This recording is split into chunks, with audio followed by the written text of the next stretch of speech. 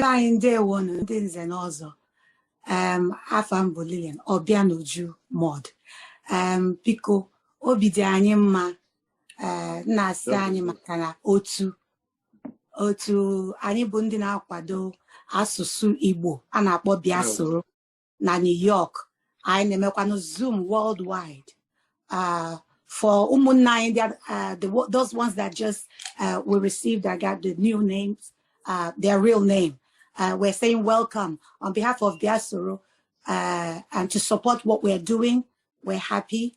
So we're donating Biasoro Igbo language classes Zoom.